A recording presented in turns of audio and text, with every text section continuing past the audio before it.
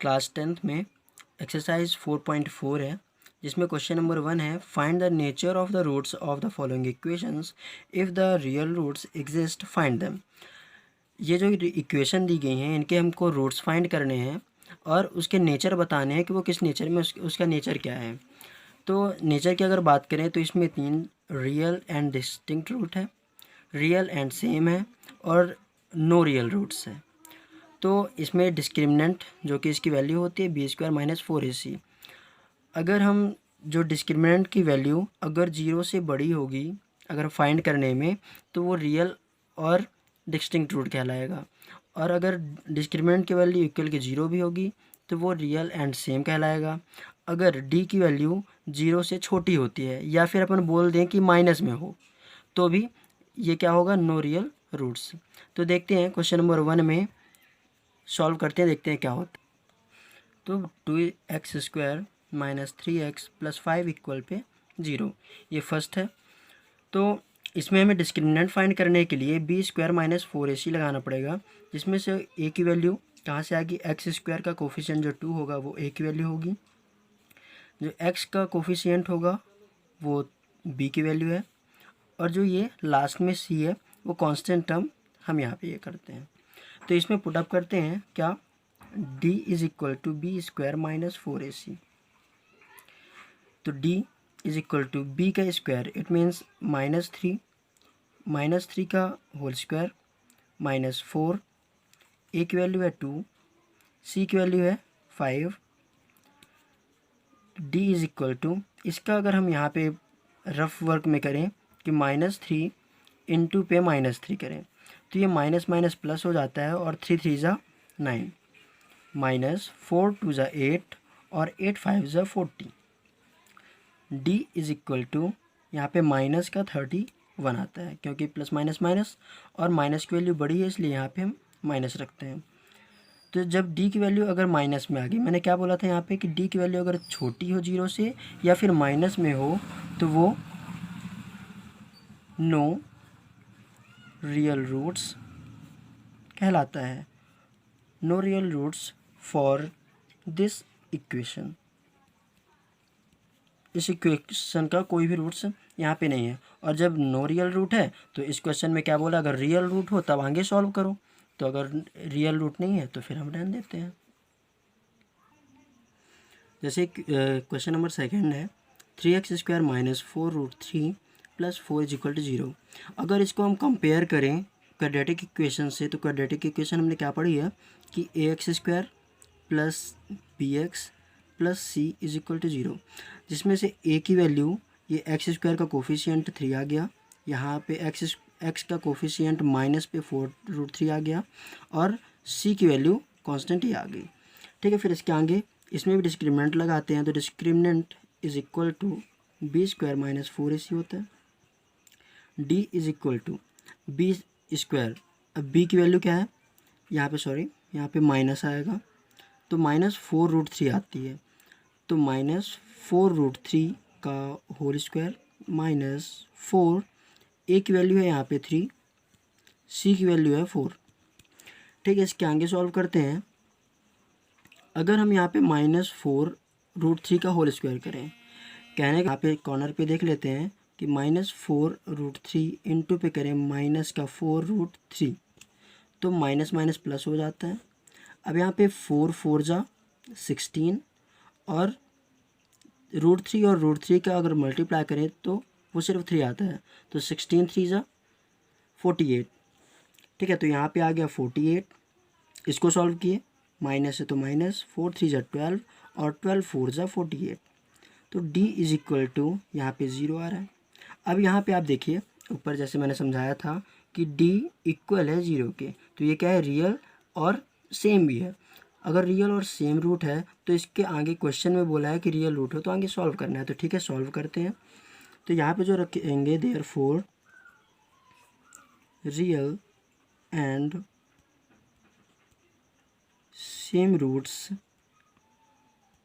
Exist for this equation, तो हम इसके आगे के रियल रूट निकालते हैं।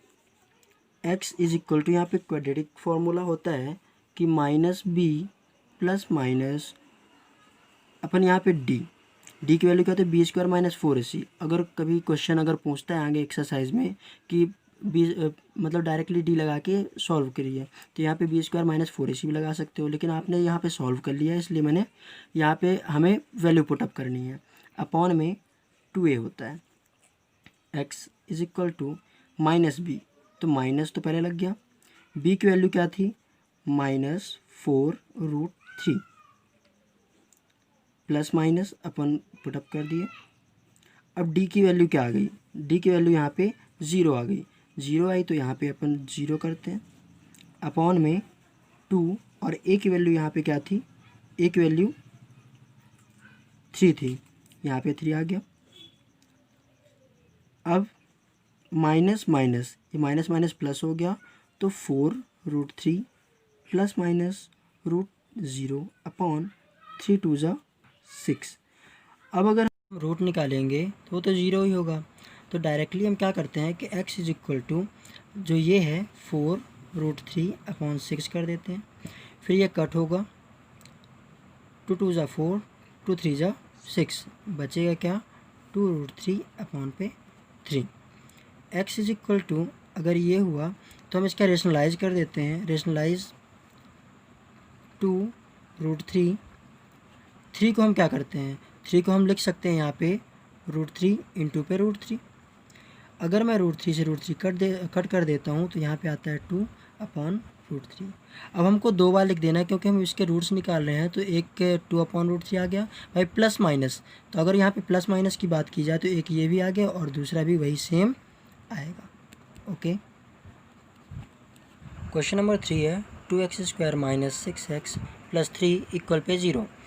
अगर इसको हम कंपेयर करें क्वाड्रेटिक इक्वेशन से ax² plus bx plus c is equal to 0, तो यहाँ पे a जो x² का कोफिशिएंट होगा a is equal to 2, b is equal to minus का 6 और c इज इक्वल टू ये जो कांस्टेंट टर्म आता है 3। अब मैं डिस्क्रिमिनेंट में रखूँगा, डिस्क्रिमिनेंट इज इक्वल टू जैसा कि मैंने पिछले क्वेश्चन में बताया कि b² माइनस 4ac होता है।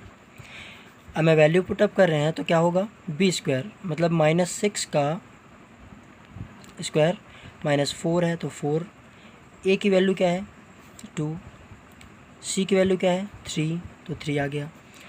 अब क्या करेंगे -6 का स्क्वायर, तो 6 6 जा 36, जैसे कि यहाँ पे अगर देख लें कि माइनस इंटू पे माइनस ऐसे मल्टीप्लाई होते हैं तो माइनस माइनस प्लस और प्लस पे आ जाता है 6 6 जा 36, इसीलिए यहाँ पे पॉजिटिव आ गया। -4 2 जा 8 और 8 3 जा 24, तो यहाँ पे 24 आ गया। अब d इज इक्वल टू क्या आ गया टोटल, अगर हम यहाँ की बात करें तो d is equal to 12, 36 minus 24। अब d इज इक्वल टू जैसे 12 आ गया तो हम क्या देखते हैं कि d की वैल्यू, डिस्क्रिमिनेंट की वैल्यू ये तो 0 से बड़ी है, जब 0 से बड़ी है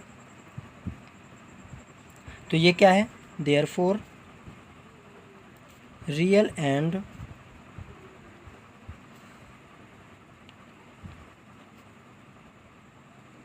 डिस्टिंक्ट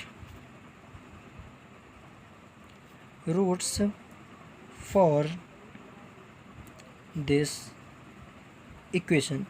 ये क्या है, रियल और डिस्टिंक्ट रूट है जो कि ये 0 से बड़ा है। इसके बाद अगर जब रियल निकल आता है तो आगे हमको x की वैल्यू फाइंड करनी है, रूट्स फाइंड करने हैं। तो चलो ठीक है, x is equal to -b plus minus root of discriminant upon पे 2 आता है। हम यहाँ पे जो आगे क्वेश्चन आएंगे उसमें अगर d की वैल्यू ना रख के डायरेक्टली क्या कर देते हैं b² माइनस 4ac, लेकिन हमने सॉल्व कर लिया डायरेक्टली, इसीलिए मैंने d की वैल्यू रख रहा हूँ।